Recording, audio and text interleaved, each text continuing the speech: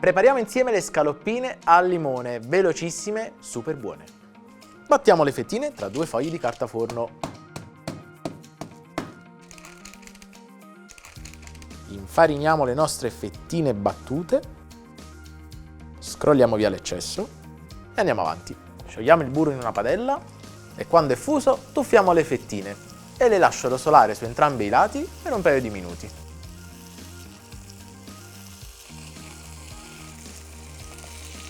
Regoliamo di sale e di pepe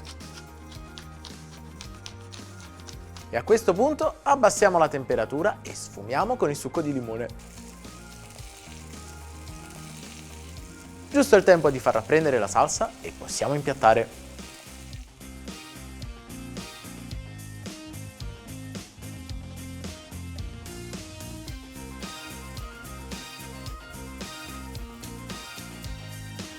Scaloppine perfette grazie al limone.